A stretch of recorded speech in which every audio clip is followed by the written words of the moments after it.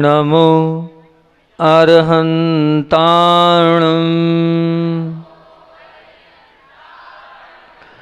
नमो सिद्धाणं नमो आयर्याणं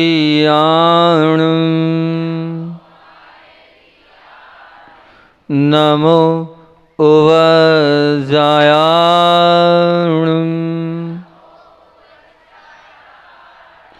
नमो लोये सवसावणं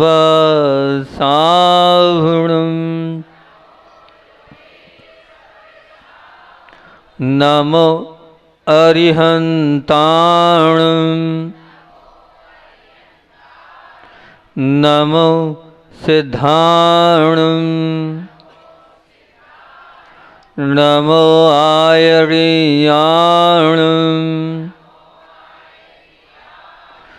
नमो उवधायाणं नमो लोये सवसावणं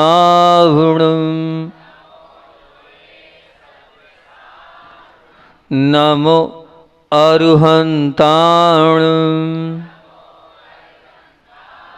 नमो सिद्धाणं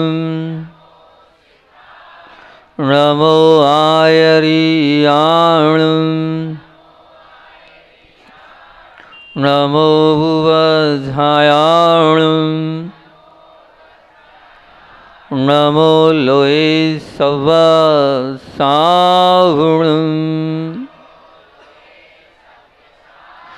बोलिए देवादिदेव 1008 मूल नायक श्री पांचनाथ भगवान की जय। परमोपकारी आचार्य भगवंत विद्यासागर जी महामुनि राज की, शिक्षा प्रदाता आचार्य भगवंत समय सागर जी महामुनि राज की, हम सबके परम आराध्य परम तपस्वी मुनि श्री दुर्लभ सागर जी महामुनि राज की, मुनि संघ की। सबसे पहले तो एक बात बहुत दिनों से बोलने का सोच रहा हूँ, बताने का सोच रहा हूँ, लेकिन वो बोल ही नहीं पा रहा हूँ क्योंकि रोज़ रोज़ बाद में याद आती, तो पहले वो वहाँ से शुरुआत कर देता हूँ, फिर आज अपन प्रवचन की शुरुआत करेंगे।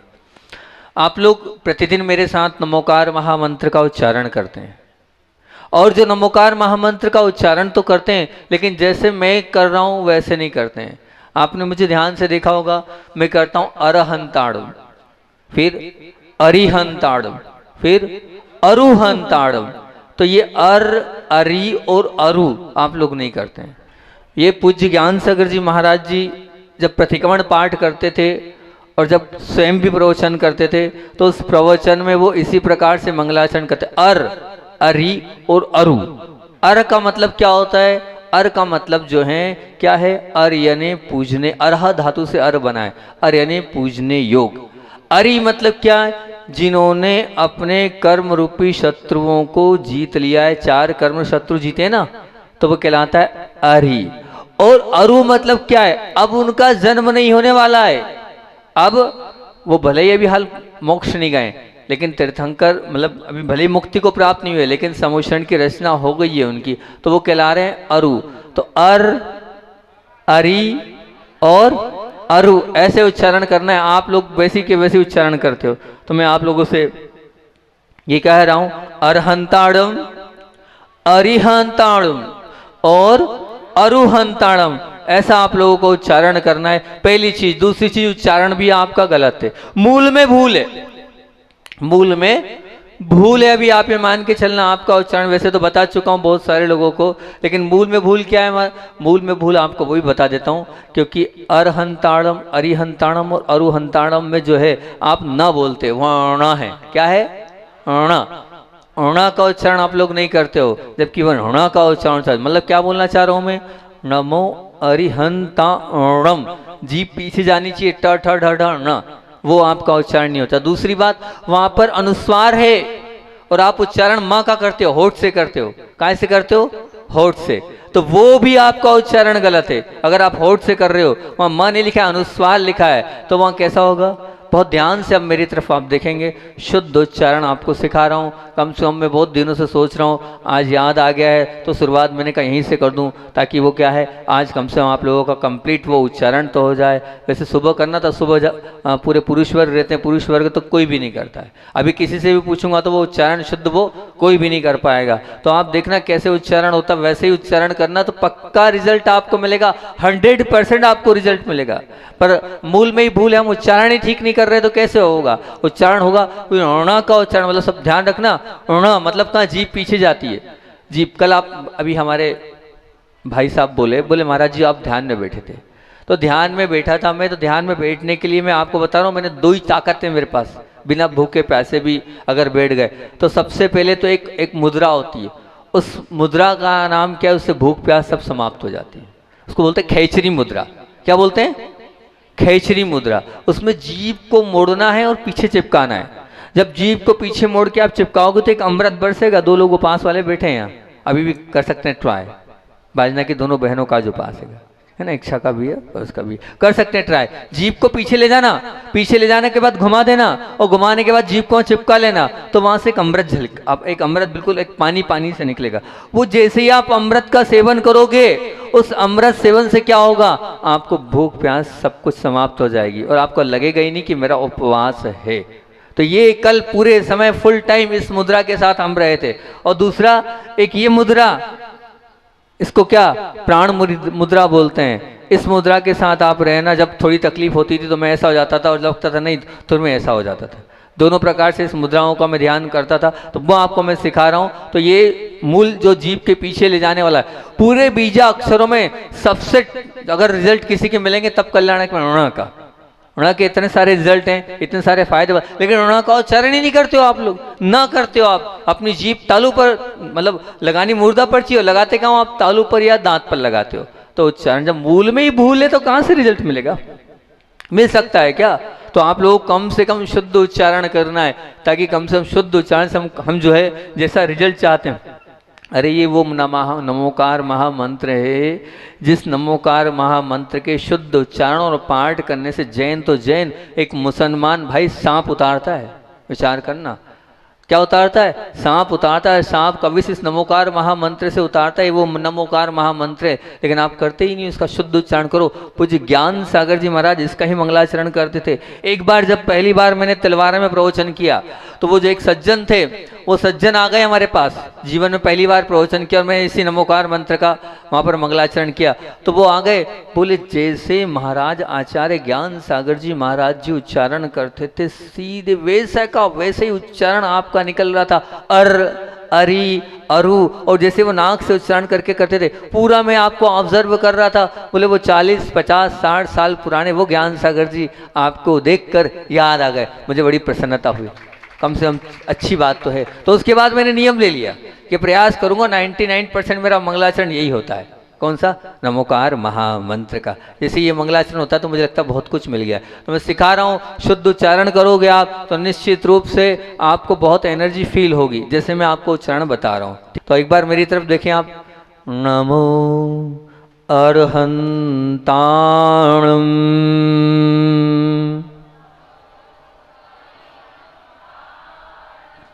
मैंने जीभ से मां निकाला है, होठ से नहीं निकाला है। नमो सिद्धाणम, ये जो नाक से जो है ना, कहाँ से? नाक से तो निकला, लेकिन जीभ को पीछे करके ऋणा का उच्चारण किया है। नमो आज ऋण्याणम,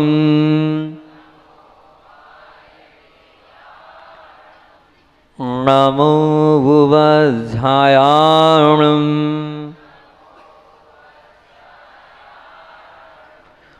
नमो लोये सवसाहुणम।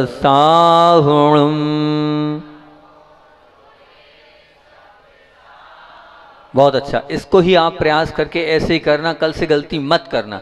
जैसे मैं कर रहा हूँ वैसे ही करना। माँ कहाँ से निकलेगा? नाक से, होठ से नहीं। ऋणा कहाँ जाएगी? जीभ पीछे मोड़कर आपको ले जाना है, वहीं से ऋणा का उच्चारण होगा। और वहीं नहीं आ रहा तो मैंने यहाँ दोपहर की क्लास में ट ठ ड ड ढ ऋणा, ऐसे आप प्रैक्टिस कर लो, त थ ड ड ड ण, तो अपने आप को ण आप सीख जाओगे। वो सीख जाओगे तो बहुत अच्छा रहेगा। आपको तो वो कथा मालूम ही, हमेशा बताता हूँ कि उस युग के आदि में जब ग्रंथ की रचना होनी थी तो पुष्पंत भूत बलि को एक छोटी सी मात्रा गलत बताई थी तो कौन सी विद्या सिद्ध हो गई थी। तो वो जो विद्या है फिर उन्होंने मंत्र को ठीक किया, और आप तो पूरा का पूरा मंत्र ही गलत उच्चारण कर रहे हो। बताओ, आपकी उम्र 50 साल, 60 साल, 70 साल हो गई और मूल में ही भूल हो रही। 70 साल से नमोकार महामंत्र का उच्चारण गलत हो रहा है। तो ध्यान रखना, और तीनों का ध्यान रखना, अर, अरी और अरु। अब गलती नहीं होना चाहिए, ठीक? अब नहीं होना चाहिए सब लोग गलती। अर, अरी और अरु, इस प्रकार से हम उच्चारण करेंगे तो बहुत अच्छा होगा। तो ये मैंने उच्चारण की बात आज पहले बता दी, बहुत दिनों से जो अपनी रुकी हुई बात थी, इसलिए। अब रही बात आज क्या है, तो बोले मोक्ष सप्तमी है। हमें विचार करना चाहिए कि वो पांचनाथ कौन थे और हम क्या हैं। और हम क्या हैं तो बहुत बड़ी बात है, लेकिन मैं क्या हो बनना चाहता हूँ उस पर विचार करना। वे हमारी तरह ही चलते फिरते जैसे आप हैं वैसे थे, लेकिन उन्होंने अपने खुद के पुरुषार्थ से, और वे जन जन के पूज्य बन गए। वो कंकर थे और शंकर बन गए। उन्होंने अपने जीवन को पतित से पावन बना लिया। उन्होंने अपनी आत्मा को निश्चित रूप से परमात्मा का स्वरूप बना दिया। लेकिन हम अनादिकाल से भटक रहे हैं, और क्यों भटक रहे हैं? वो हमारे अंदर दुर्गुण हैं, दुख हैं, और दुविधाओं के कारण हम अनेक भव से भटकते आ रहे हैं। लेकिन उनकी एक बहुत अच्छी बात थी, बताओ क्या थी? जो मैंने आज आप लोगों से सुबह उसकी बात करी थी कि मैं आज उस पर ही आप लोगों से चर्चा करूंगा।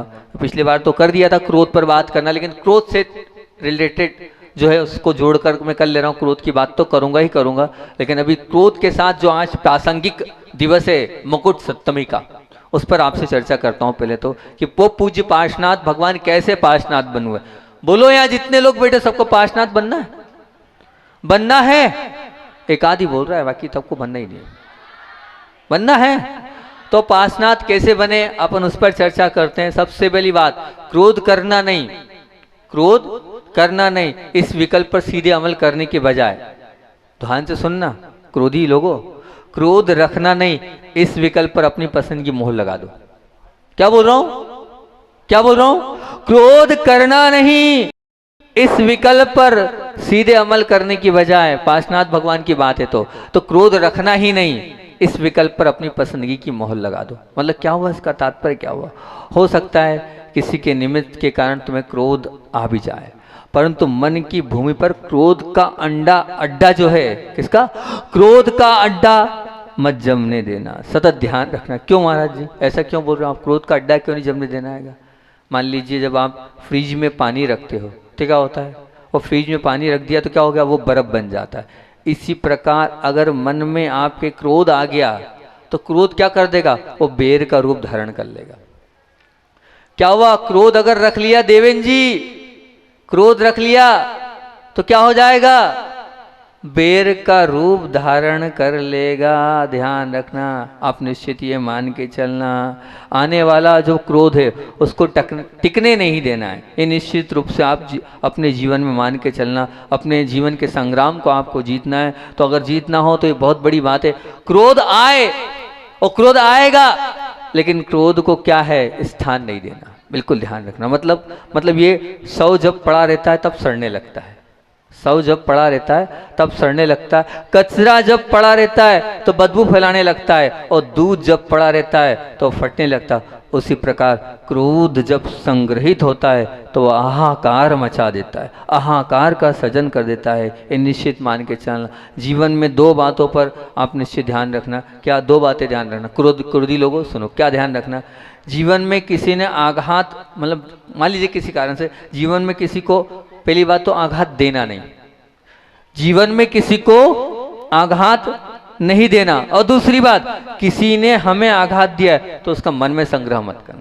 किसी ने दे दिया है तो मन में संग्रह मत करना। इन दो बातों का व्यक्ति अगर प्रयत्नशील हो जाए तो ये निश्चित ये मान के चलना, क्रोध आएगा और क्रोध आकर चला जाएगा, पर क्रोध बेर का रूप नहीं रहे। क्रोध दूसरे के लिए पीड़ा का कारण बनता है, जबकि दूसरे के द्वारा दी हुई पीड़ा का संग्रह करना ये बेर का कारण बनता है। किसका बनता है?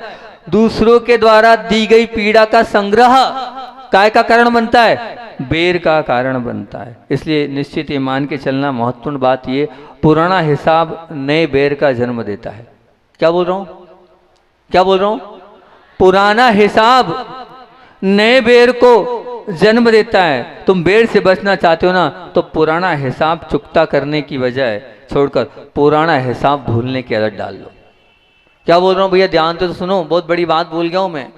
क्या बोली अध्यक्ष जी, राकेश जी, क्या बोल रहा हूँ मैं ये बोल रहा हूँ कि पुराना हिसाब चुकता करने की बात छोड़कर पुराना हिसाब भूलने की आदत डाल दो। अगर पुराना हिसाब भूलने की अगर आपने आदत डाल ली तो निश्चित ये मान के चलना आपका जीवन उत्कृष्ट, आपका जीवन महान बनता चला जाएगा। पर डालना पड़ेगा पुराना हिसाब भूलने की, जो हमारे चित्त को सतत व्याकुल करता हो, जो हमारे चित्त को सतत क्या करता हो, व्याकुल करता हो, व्याकुल बनाता हो। व्यक्ति के प्रति अगर जिसके माध्यम से दुर्भाव बढ़ता चला जा रहा हो और हमारी प्रसन्नता की जो कब्र खोदता हो, वो स्मृति हमारे लिए कल्याण रूप नहीं, अभिशाप रूप है। क्या है वो? अभिशाप रूप है। निश्चित मान के चलना। इसलिए पुराना हिसाब चुकता नहीं करना, बल्कि और वो गहरा बढ़ता चला जाएगा। तो बहुजन की मानसिकता क्या पता है? बहुत सारे लोग क्या मानते हैं कि जीवन के पथ से दुश्मन हट जाए, इसका नाम शांति है। ये जितने लोग बैठे हैं ये सब लोग ये मानते हैं कि जीवन के पथ से वो जो दुश्मन हमारा कोई है, किसी के साथ बैर है, वो बैर हट जाए, वो बैरी हट जाए, मतलब वो समाप्त तो हो जाए, उसका मरण हो जाए, तो क्या होगा? जीवन में शांति आ जाएगी। यही मानते हैं शुभम भाई? बोले यही मानते हैं ना। अगर मान लो किसी के साथ है तो वो हट जाए तो क्या हो जाएगी? वो शांति आ जाएगी। लेकिन ये जो मान्यता है ये अज्ञानी वर्ग की मान्यता है। कौन समझाए कि शांति का उद्गम स्थल तो हृदय है। शांति का उद्गम स्थल क्या है? हृदय है। वहां अगर दुश्मनी की वृत्ति अटल खड़ी है तो शांति मिलने वाली है ही नहीं, उसकी कोई संभावना ही नहीं है। ये निश्चित मान के चलना। अगर बेर की गांठ अगर अंदर है तो शांति नहीं मिलने वाली भैया, बिल्कुल ये मान के चलना। दुश्मन निकल जाए वही शांति। मतलब क्या? दुश्मनी निकल जाए वो शांति, दुश्मन निकल जाए वो शांति नहीं है। वो तो शांति उससे हासिल आप कर ही नहीं सकते हैं, क्योंकि ऐसी निष्पाप कहना चाहिए या निष्प्राण, निस्तेज, खतरनाक शांति तो ऑपरेशन हॉल में भी वो जब डॉक्टर क्या सुंघाता है, हमारे सौरभ जी बैठे हैं जबलपुर वाले, वो क्या क्लोरोफार्म सुगाता है और फिर उसके बाद वो शांति तो वहां पर भी दिख जाती है। लेकिन मैं आज शांति की बात नहीं कर रहा हूं आपसे। क्या? मैं तो क्रांति की बात कर रहा हूं। काय की? क्रांति की बात कर रहा हूं। मुकुट सप्तमी है, पार्श्वनाथ भगवान ने क्या शांति का रास्ता नहीं अपनाया, उन्होंने क्रांति का रास्ता अपनाया, तब पार्श्वनाथ बने। वो पार्श्वनाथ क्यों बने? क्यों बने? शांति के मार्ग पर नहीं चले, वो क्रांति के मार्ग पर चले। क्रांति क्या कहना चाहते हो आप? मैं क्रांति के पक्ष की बात आपके भी। जीवन में दुश्मन हट जाए ये शांति है। जीवन में बहुत ध्यान से सुनना क्या बोल रहा हूं, क्या शांति और क्या क्रांति है। जीवन में दुश्मन हट जाए वो शांति है, और हृदय में से दुश्मनी की वृत्ति मिट जाए वो क्रांति है। जीवन से दुश्मन हट जाए वो शांति है, लेकिन हृदय से दुश्मनी की वृत्ति मिट जाए वह क्रांति है। बताओ, आप शांति चाहते हो कि क्रांति चाहते हो? क्रांति चाहते हो ना, तो बस अगर है किसी के लिए मन में बैर भाव, निकाल दो। वो क्या कर रहा है हमें उससे मतलब नहीं है, उसने मेरे साथ क्या किया हमें उससे मतलब नहीं है। अगर पार्श्वनाथ भगवान के सच्चे भक्त हो तो आज से बैर निकाल देना। किसी का हो तो बैर को आप एक तरफ रख देना। अगर बैर आपका नहीं जाएगा तो ध्यान रखना आपकी अधोगति निश्चित है, मान के चलना, बिल्कुल निश्चित। मैंने पहले भी कहा था आपसे, फिर कह रहा हूं, अच्छी बात को बार बार बोलना चाहिए। आचार्य श्री बोलते हैं ताकि बार बार उस पर ध्यान जाता है, क्योंकि ध्यान रखना, क्रोध वही बैर का रूप लेता है, पर कब, कैसे, कहां। अगर मान लीजिए आपका जो क्रोध है वो क्रोध अगर 6 महीने से अधिक हो गया, 6 महीने से अधिक आप सबका किसी का क्रोध हो गया, मतलब क्रोध नहीं रहा वो, फिर क्या हो गया? वो बैर हो गया। और 6 महीने से अधिक आपका बैर है तो अनंतानुबंधी कषाय बंध गई, और जहां अनंतानुबंधी कषाय बंध गई आपका संसार अनंत हो गया और आपका गुणस्थान पहला हो गया। अरे हम तो भगवान को मानते हैं, हम तो पूजन करते हैं, हम तो अभिषेक करते हैं, हम तो प्रवचन सुनते हैं, हम तो सब कर रहे हैं। नहीं, अगर बेर है 6 महीने के बाद तक टिका है आपके मन में, आपका अनंतानुबंधी हो गया। क्योंकि अनंतानुबंधी का जो वासना काल है कितना है? 6 महीने। बस 6 मतलब अनंतानुबंधी के अगर 6 महीने से ऊपर हुआ तो 6 महीने के ऊपर होने के बाद तो अनंतानुबंधी में कन्वर्ट हो जाएगा। इसीलिए अभी आप लोग क्षमावाणी कितनी एक बार बनाते हो? मैं बार बार बोलता हूँ, क्षमावाणी कितनी बार आती है?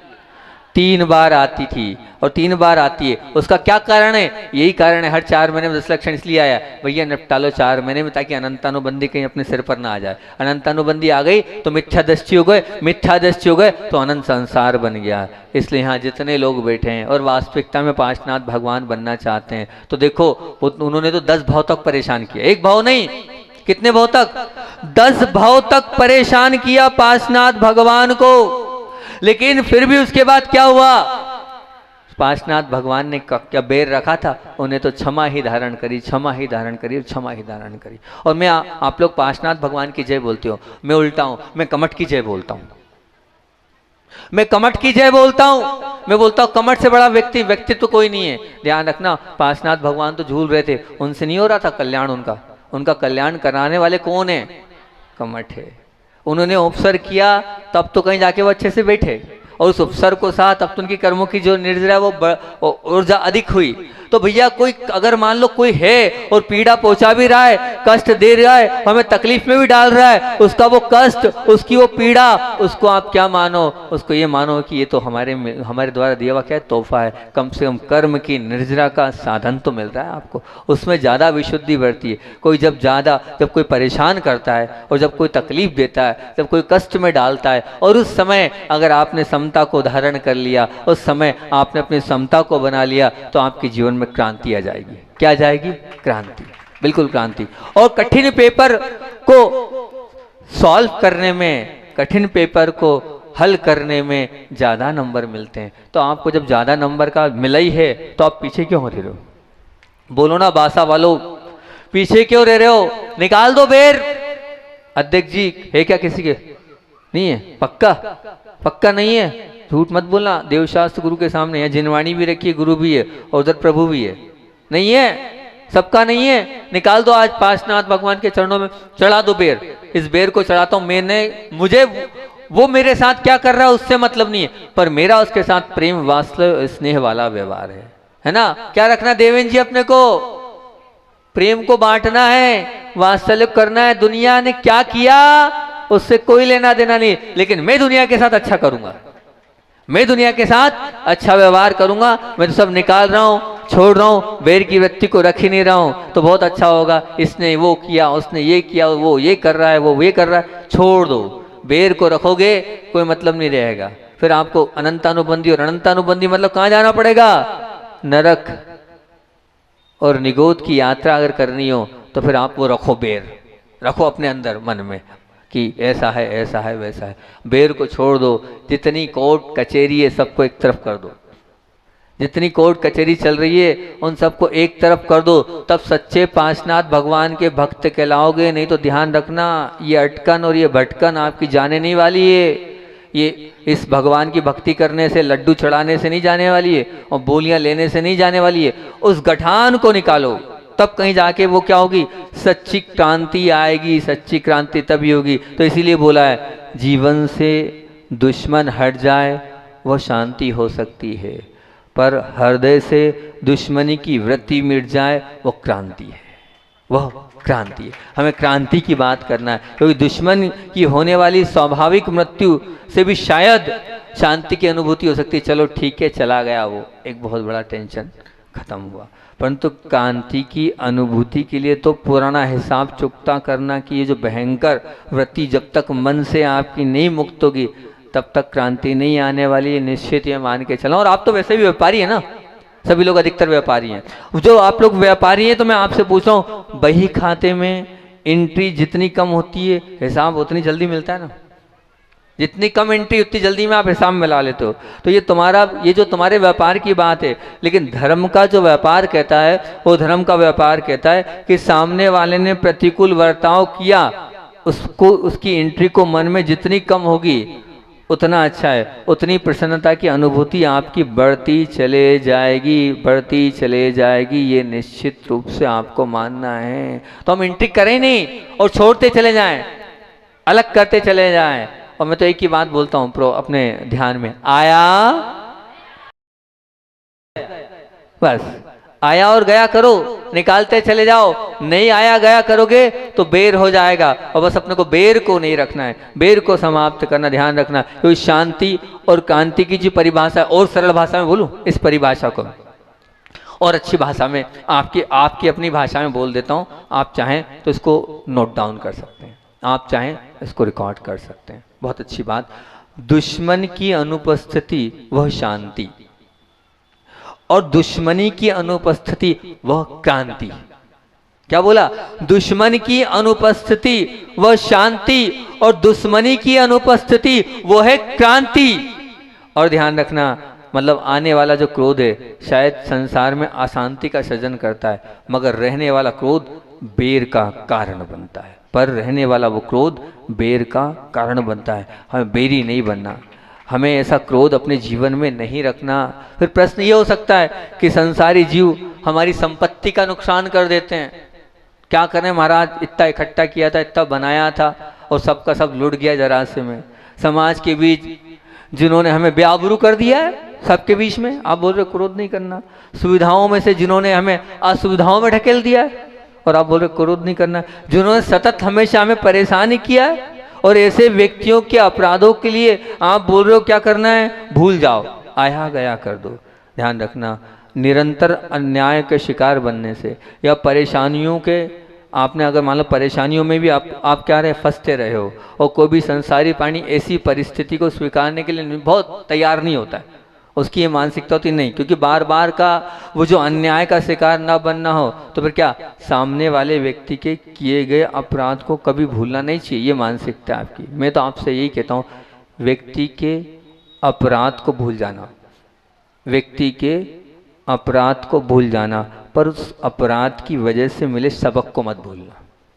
व्यक्ति के अपराध को भूल जाना, लेकिन अपराध के वजह से वो जो सबक मिला है उसको मत भूलना। मान लीजिए किसी को आपने 1 लाख रुपए दिए, बहुत अटूट विश्वास था, आपका परम मित्र था, और आपने 1 लाख रुपए दे दिए। अब 1 लाख रुपए दे दिए, अब वो देने को तैयार नहीं, अब देने को तैयार नहीं। 1-2 लाख रुपए के चक्कर में फिर क्या हुआ, आपकी और उसकी बन गई, और बन गई तो उसके बाद आपने वो गठान बना ली। अब जो है उसके लिए रात दिन आप आध रोज ध्यान कर रहे हो। ये होता है, प्रैक्टिकली बात है कि किसी को दिया, उसने दिया नहीं, दिन रात। मेरे पास बहुत सारे लोग आते हैं, महाराज जी ऐसा वैसा। मैं ये बोलता हूँ, मेरे भैया एक बात ध्यान रखना, वो नहीं दे रहा है, वो नहीं दे रहा है तो इसका मतलब समझ लेना कि तूने भी उसका पहले जन्म में लिया होगा। नहीं दिया तो ये मान के चलना उसने भी लिया होगा। और नहीं, अगर मान लो तू ऐसा लगता है नहीं मेरा है ही नहीं ऐसा, या मेरे उससे नहीं हुआ, तो अच्छा है, कम से कम 1-2 लाख रुपए आने वाले जन्मों में लाखों के रूप में तो उसको वो दे के जाएगा। चिंता मत करना, तो छोड़ दे, विकल्प खत्म कर दे। तो यहाँ छोड़ दे, ये सीख कर कि आज के बाद ऐसा ब्याज पे पैसा दूंगा ही नहीं मैं, ऐसी दोस्ती करूंगा ही नहीं मैं, तो सबसे अच्छा है। लेकिन मन में उसके प्रति गठान मत रखे, मन में दिन भर आद्र ध्यान मत रखे कि मेरी ज़मीन पर कब्जा कर लिया, मेरे दुकान पर कब्जा कर लिया, मेरा पैसा ले लिया। ये निश्चित मान के चलना है। कर्म रूपी रेस्टोरेंट में तो स्पष्ट बात है, जो तुमने ऑर्डर दिया है तुमको वही मिलेगा, इसमें कोई किंतु परंतु नहीं है। कहीं ना कहीं कुछ ना कुछ तुम्हारा होगा, ये भी निश्चित मान के चलना। वो कहीं ना कहीं आप मान के चलना, तभी तो है, तभी ये मान के चलना उसने लिया है, नहीं तो लेता नहीं। ये बात आप अपने मन में एकदम स्थिर करके कर लेना। तो एक ही बात बोल रहा हूँ कि मकान की दीवार की अपेक्षा, फिर से बोलूं, बहुत अच्छी बात, मकान की दीवार की अपेक्षा गलत सोच की दीवार ज्यादा मजबूत होती और भयंकर भी होती। क्या बोल रहा हूं? मकान की दीवार की अपेक्षा गलत सोच की दीवार ज्यादा मजबूत होती है और साथ साथ में भयंकर भी होती है। इसलिए सब करना, लेकिन क्या गलत सोच की दीवार मत बनाना आप। अगर गलत सोच की दीवार, वो मकान की जो दीवार है वह टूट जाएगी, लेकिन वो अगर गलत सोच की दीवार आपके मन में किसी के प्रति बैठ गई है, वो टूटने वाली नहीं है, वो फूटने वाली नहीं, वो आपको तोड़ देगी और आपको फोड़ देगी और आपको नीचे ले जाएगी। इसलिए गलत सोच की जो आप दीवार अगर किसी के प्रति आपने बना रखी है, छोड़ दो, वो ऐसा है वो वैसा है, वो छोड़ दो, निश्चित मान के चलना। क्योंकि बेर की वृत्ति, जो बेर की वृत्ति है प्राय गलत सोच पर ही खड़ी रहती है, टिकती है तथा बढ़ती है। बेर की जो वृत्ति है वो गलत सोच पर ही खड़ी होती है, टिकती है और बढ़ती चले जाती है, ये मान के चलना। इसलिए हमें ऐसा करना नहीं। सत्व की कमी के कारण तुम क्रोध के शिकार बन भी गए हो, परंतु ध्यान रखना, क्रोध करो, क्रोध करने की पूरी छूट। क्या बोल रहा हूं?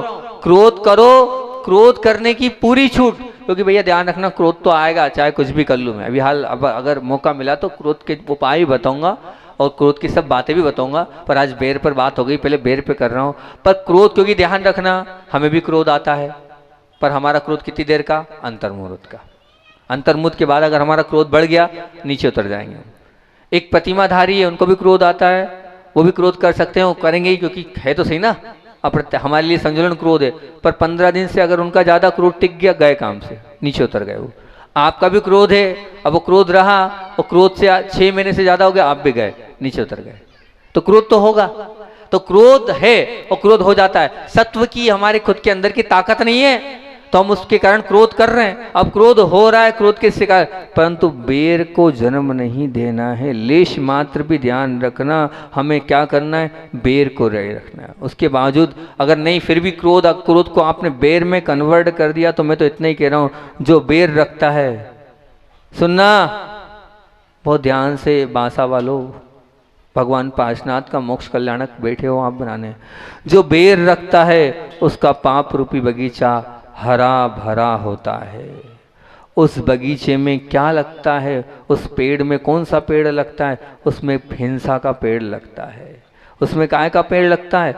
हिंसा का पेड़ लगता है। उसमें दुर्भाव के फल लगते हैं, उसमें व्याकुलता के क्या होते हैं? कोपलें खुलती है, उसमें उद्विग्नता आती है, उसमें आवेश आता है, उसमें चिड़चिड़ापन आता है। ऐसे अनेक फलों से लदा हुआ बगीचा होता है जिसने बेर अपने मन में बसा रखा है। तो ऐसे बड़े बड़े रसदार फल आपको खाने को मिलेंगे। फिर से बोलूं, सुन लो कान खोलकर, जिसके पास बेर का फल लगा है उसमें कौन कौन से फल लगेंगे?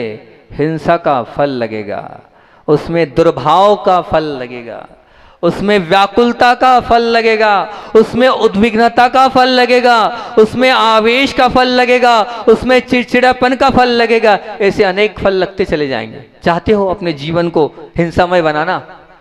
क्योंकि ध्यान रखना, जहां बेर होगा ना, निश्चित रूप से आज नहीं तो कल उसने कुछ बोला नहीं और आप मारने दौड़ जाओगे, मारने के लिए आतुर हो जाओगे आप। दुर्भाव, जहां बेर है वहां दुर्भाव है, क्योंकि जिसके प्रति बेर आपने कर रखा है ना, तो दुर्भाव उसके प्रति 24 घंटे उठते बैठते सोते भी, देखोगे भी, तभी दुर्भाव होगा, क्योंकि बेर है। एक भी बात गलत नहीं बोल रहा हूं मैं, सब सत्य बोल रहा हूं और आगम से बोल रहा हूं, गलत बिल्कुल नहीं। और नहीं हो तो देख लो आप, जिनके अंदर बेर घुसा हुआ है, तो अगर वो है तो दुर्भाव रहेगा। और दुर्भाव, ए भगवान, जब भी आप दुर्भाव करोगे उस समय आयु का बंद हो गया तो क्या होगा? दुर्भाव अगर है और आयु का बंद हुआ तो कहां जाओगे? नरक। काय को नरक का रास्ता खोल रहे हो? व्याकुलता, ये व्याकुलता का फल लगेगा। मतलब अगर आपने किया नहीं है, बार बार व्याकुल होगे उसको देखने के बाद, उसको सोचने के बाद, उसकी याद आते आपके अंदर व्याकुलता बढ़ जाएगी। ये बेर आपने अगर रख रखा है अपने जीवन में। उद्विग्नता, मतलब दांत ऐसे हो जाते हैं उसको देखकर, आंखें लाल हो जाती है उसको देखकर, कुछ भी हो जाए। और अगर उसने कुछ बोल दिया है तो फिर तो बात ही क्या है, बिल्कुल बहुत जल्दी से आपके अंदर वो उद्विग्नता आ जाती है, वो आवेश एकदम आपका आ जाता है। ऐसा आवेश आ जाता है, अगर वो उसने सामने वाले ने जो बेरी है उसने कुछ बोल दिया है तो हाथ पैर कपने लग जाते हैं, बिल्कुल ऐसी स्थिति बन जाती है। जरा उससे 2 बोलिए और आप आवेश में उसको 10 सुना देते हो। उससे तो 2 बात बोली, लेकिन आवेश में आप सब सुना दो। और ध्यान रखना, ये अगर बेर है आपके जीवन में तो चिड़चिड़ापन बना जाएगा। क्या बन जाएगा? सदैव चिड़चिड़ापन रहेगा जिसके पास बेर है। जब भैया इतने सारे बेर के फल हैं तो ऐसे बेर को अपने जीवन में क्यों रखना, जो अपने जीवन को नरक वध बना रहा है, जो अपने जीवन को नीचे की ओर ले जा रहा है। हम ऐसे बेर को रखे ही नहीं। अगर हम चाहते हैं कि हमारे जीवन में अच्छे फल लगाना है, हम समझदार हैं, तो इसे कांटों की खेती कोई करता है क्या? बताओ, कांटों की खेती कोई करता है? नहीं करता ना। तो कांटों की खेती क्यों कर रहे हो आप? बेर को अपने हृदय में आपने क्यों वास दिया है। तो आज मासा वालों कमिटमेंट पक्का। निकल गया बेर, नहीं निकला अभी, बोलो तो हाँ या ना में तो जवाब दो। निकला कि नहीं निकला बेर, कि अभी भी है। नीचे की यात्रा, अधोगति की यात्रा करना, नरक में जाना ही है, बताओ तो है। नहीं जाना नरक तो निकाल दो बेर। बोलो तो पीछे जितने पुरुष वर्ग बैठे हैं, कोई बेर तो नहीं है। अरे बोलो देवेंद्र जी, कोई बेर तो नहीं है? है बेर तो जाओगे नीचे, जाना ही है। वो कह रहे जाना ही है हमें तो नीचे। अब बताओ क्या करने में, उन्हें जाना ही है नीचे तो कोई बात नहीं, छोड़ दो, आया गया कर दो, किसने क्या किया उसको विकल्प दूर करो। आप तो खड़े हो, बोल दो मेरा बेर समाप्त, मेरा किसी से कोई बेर नहीं है। बोलो बोलो पूरी समाज से, मेरा किसी से बेर नहीं है। ये बात, ये हुई देव शास्त्र गुरु के प्रति सच्चा समर्पण। हमें नहीं रखना बेर, और सामने वाला रखे तो 100 बार रखे, हमें क्या करना। ये कोई बात हुई, बहुत बढ़िया, ध्यान रखना। लेकिन आपने मेरे सामने बोला है,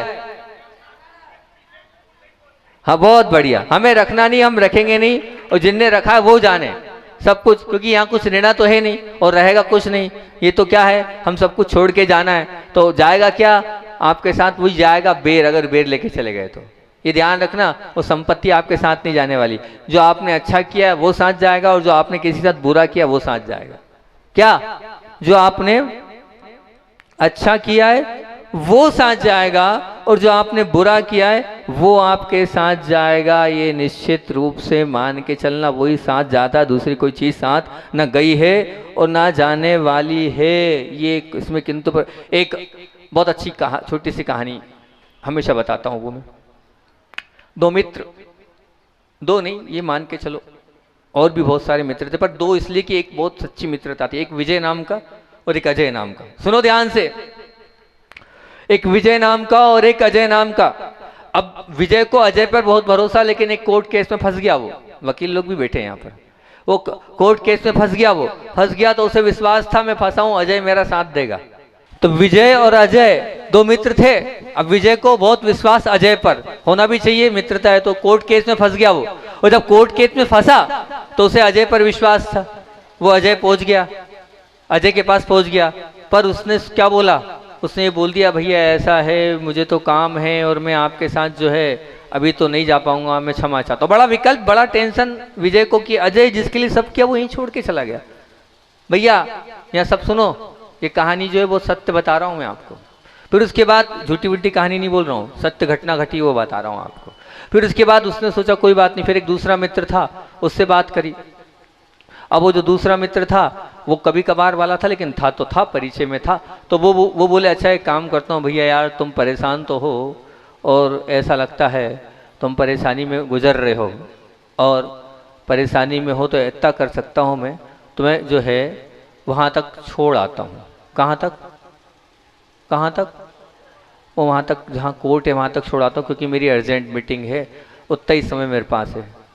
तो अब बड़ा विकल्प, बड़ा टेंशन कि देखो क्या है ये, किस प्रकार से है ये। फिर कोई साथ नहीं था। तीसरा मित्र एक और मिल गया उसको, जो बहुत कभी कभार करते हो, कभी कभार मिलता था। उसने अरे टेंशन मत ले, मैं तेरे साथ खड़ा हूँ ना, तू है ही निर्दोष, मैं तेरे साथ खड़ा हूँ, मैं तेरी गवाही दूंगा, तुझे बचा के ले जाऊंगा, निश्चित रूप से मान के चलना। बड़ा प्रसन्न यार, बताओ कभी कभी ये काम किया और ये तैयार हो गया। और जिसके लिए दिन रात परेशान था वो तो तैयार नहीं हुआ, जिसके लिए थोड़ा बहुत परेशान था वो कहाँ तक गया, वहां तक छोड़ने आ गया। और जिसके लिए बिल्कुल मैंने समय नहीं दिया वो मेरे साथ जा रहा है, गवाही दे रहा है। ये कहानी अजय विजय की नहीं, ये कहानी आप सबकी है। ये जितने यहाँ बैठे सब अजय विजय बैठे हैं, अजय विजय की कहानी। क्या कह रहा हूँ, हमारी कहानी। बिल्कुल ध्यान रखना, क्यों? क्योंकि ध्यान रखना, वो जो तीसरा मित्र था, वो तीसरा मित्र कौन था, वो अजय कौन था, वो विजय कौन था। आप ये मान के चलना, जब यहाँ से ऊपर की यात्रा पे जाओगे, जब मरण करोगे, तो मरण करोगे तो क्या वो जो धन संपदा है ना, सुनो ध्यान से, वहीं छूट जाएगी, वो साथ नहीं जाएगी। और जो आपके परिवार वालों पे आप थोड़ा जो मर रहे हो, मेहनत कर रहे हो, वो आपको शमशान तक ले जाएंगे। और तीसरा जो आपने बहुत अच्छा किया हो, पासनाथ बाबा के लिए जो दान देके जाओगे ना, या चढ़ा के जो जाओगे, वो आपके साथ जाएगा। ये बड़े बाबा को आप जो पार्श्वनाथ बाबा को जो चढ़ा के, चंदा प्रभु को जो चढ़ा के जाओगे, या बड़े बाबा महावीर भगवान के चरणों में जो चढ़ा के जाओगे, वो आपके साथ जाए, वो गवाही देंगे वहाँ पर। जितना आप अच्छा काम करके जाओगे वो आपके साथ है, नहीं तो नहीं है साथ। ये ध्यान निश्चित रूप से आप मान के चलना, ये इसमें आप किंतु परंतु की कोई बात ही नहीं है। आप अब बताओ कौन साथ जाएगा आपके? सद्गुण साथ जाएंगे, वो बड़े बाबा की सेवा भक्ति जो आपने की वही साथ जाएगी। ध्यान रखना, वो बेर को मिटाने का एक ही ब्रह्म शास्त्र, वो है हास्य। बिल्कुल, चाहे वो बेटे को भी अगर क्रोध आता है तो माँ का क्रोध आता है, बेटा हंस देता है चला जाता है। नौकर को अगर मान लीजिए मालिक का आता है, वो हंस देता है चला जाता है। मान लीजिए शिक्षक है, वो भी क्रोध करते हैं, लेकिन हास्य जो है वो सबको ठंडा करता है। मतलब क्या हुआ? हास्य श्रीमंत है, सेठ है, धनी है, राजा है। और क्रोध, उद्विग्नता, आप स्पर्धा, बेर, हिंसा आदि इस सब तत्वों को खरीदने की अगर कोई में ताकत है तो वह हंसकर आप छोड़ दो, सबको खरीद लोगे आप। जो हास्य से सब कुछ मिल सकता है, तो फिर आप क्यों फालतू में आप दूसरों से दोस्ती कर रहे हो? करना ही नहीं है। हमारे जीवन का अगर आधार अगर है तो वो क्या है? वो है हंसी। अब उस हंसी के साथ रहोगे। एक बात निश्चित रूप से मानना, इंसान को फैलने में इतनी रुचि नहीं है जितनी रुचि फूलने में है। फैलने में रुचि नहीं है, फैलने में। फैलने से हृदय विशाल, मतलब क्या फैलोगे तो हृदय विशाल बनता चला जाता है।